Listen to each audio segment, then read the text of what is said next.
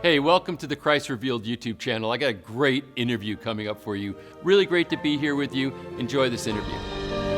So are you seeing in the colleges or in the younger generation that there's more fall off, or that there's this sort of uncoolness to be a Christian? Yeah, what you see is there's a movement, we've been studying it for years, kind of Pew has been reporting on this also, of people who would have in the past claimed an affiliation with a particular religious belief, who now when polled, well, they'll say, no, I have no religious belief. They'll check the box that says nuns. We see it's called the rise of the nuns, the growth of the nuns. That group is growing. It's in the low 20s right now, percentage-wise. And it seems that as it grows by 1% or so a year, it is coming off the number of people who previously called themselves Christians. I don't know that this necessarily means that Christians are leaving, although we do see that young Christians are far more likely to either, number one, hold a view that's really not Christian, they don't even understand that it's not Christian, or two, walk away from the church altogether. I think we see that statistically true. But the real question is, do we really have, how can I say this, if we had a big pot, and those were all the people that called themselves Christians, but in that pot we had a little cup, and in that little cup were people who not only called themselves Christians, but actually understood what Christianity teaches. Right. That group would have been much smaller. This larger group said, yeah, I'm a Christian, but what does that really mean? Well, I really can't tell you what that, they just kind of are cultural Christians. They were kind of raised in this system, but don't really even understand the core teaching of Christianity. That group is much smaller. Now, that group that was in that big pot in the past, I think was comfortable being in that pot. But as things have kind of tightened down a little bit in the culture and it's shifting away from Christianity, those people are jumping out of the big pot into the main, to the larger environment. I don't know that the cup is shrinking at all. The pot is shrinking. Yeah. But the cup may not be shrinking. Right. And if we stop and think about it, well, in this big pot before, who were the real Christians? Were everyone in the pot, or just the folks who were in the cup? Probably just the folks who are in the cup. So while the pot is shrinking, I'm not sure the cup is. Right. So I think there's hope for us to know that maybe nothing has really changed in terms of those people who actually understood what Jesus taught and embraced what Jesus taught. The people who really believe this, were probably, that number may not be shrinking at all. I think the future will certainly show that to us. But here's what I do know. There are an entire group of people now who would say they have no religious affiliation. And that group is not claiming to be atheist or agnostic. That's a box they could check. They're not checking that box. They're just saying, I'm not over here anymore.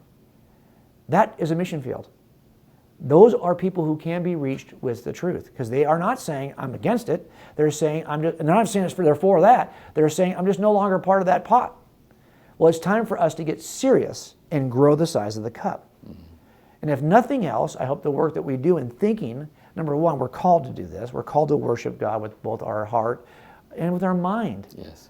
All of it. It's a holistic approach. And a lot of us have not really been thinking much about what we believe. And I think the acts that we actually spend, the time we spend thinking about this and talking about it, look, this is an act of worship. This is when you spend your time on this, this is an act of, you got to sing in order to worship? You got to pray in order? No. This is an act of worship. It's talking about this. We're worshiping God with our mind. And I think when we do that and we grow, we're going to grow that cup. People who are able to worship God with their minds. And that's really, I think, the goal of my personal mission, is to have people shift from what's either an unreasonable faith or a blind faith to what I would call a forensic faith, a faith that, number one, is reasonable, is biblical, and can withstand the pressures of culture. So then you could segue into my final question. So for the next, say, 10 years of your activities, your work, your effort, your purpose, what is it going to be directed toward? When you look like this, and you're an old guy, it's probably going to be in the context of being an older guy. And I think what that, for me, when I was a youth pastor, I became a believer, and then, within 8 or 10 years, I was youth pastoring, and I loved it. My kids, of course, were the age of my youth group, so I had my own children as part of that. And I realized as a youth pastor that I was not going to be the cool 28-year-old youth pastor who will go surfing with you and wakeboarding with you and snowboarding with you. That's not who I was. I was 40. I was already too old to do those kinds of things, and at least I wasn't interested in those kinds of things. I was a cop. I was working full-time as a detective. And I realized that I wasn't going to be able to connect with high schoolers on the basis of my coolness. Instead, I connected to high schoolers on the basis of my paternal relationship with them. Mm-hmm. And I had worked years in gangs where I saw what lack of dad led to. Because all the gangsters I worked, regardless of what they were racially, economically, socially, they all had one thing in common: lack of dad. It looks different. Sometimes dad's a workaholic. Sometimes dad is in custody. Sometimes dad's just a deadbeat who never shows up. Lack of dad looks different. And I realized that working in youth pastorate that you can fill that gap, that every one of us can take that step and fill in where somebody else has dropped the ball. And so I think the experience I had in youth pastoring was that I wanted to step in and be that paternal role model, or that paternal relationship. You don't come to me for cool, you're not going to get that from me. You already know that. You're going to get dad from me. But for a lot of young men and women, dad is, it's related to lower criminal activity. If you've got dad is present, lower rates of teenage pregnancy. If dad is present, you can go on and on. Higher educational levels of dad is present, less poverty if dad is present. All these things are related to lack of dad. So I think in the next 10 years, we've written adult books, and now my wife and I are writing children's books, and then we'll be doing high school books. I think we're going to spend time investing in the lives of young people, really not from the cool factor, but just because we are parents who care about kids. And even though our kids are grown right now, I think it's important. By the way, you remember when our kids were young, we would do anything that was in the best interest of our kids. So you pick a restaurant, it's not the one you want to eat at. Right. No, it's the one your kids will eat at, right? You pick a movie, it's not the one you want to see, it's the one your kids want to see. Oh, you pick a vacation, it's not your destination, it's the one that's good for the kids. Right. Well, now we are a family called the church. Yeah. And we've got kids.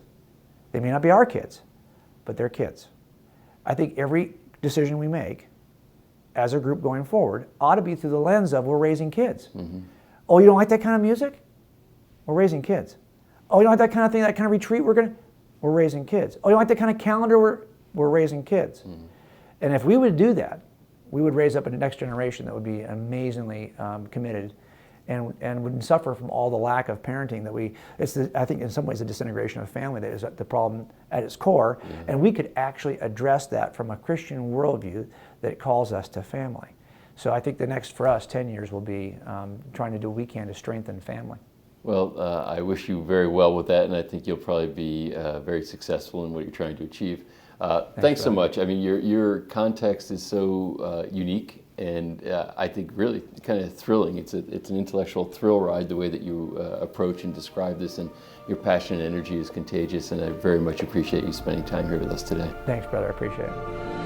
That's it for this particular interview. Thanks for joining me. Really excited to take this ongoing journey with you as we keep bringing more content. If you haven't already, you really should subscribe to this channel. There's a lot of phenomenal content coming down the road into the future that you'll want to know about. Leave a comment down here. I think people would love to hear from you, and then you can hear from them too. If you liked it, go ahead and give a like. It only takes half a second, and share this with people that you care about. The world needs more light in it right now. So thanks for being with me. Hope to connect with you again soon.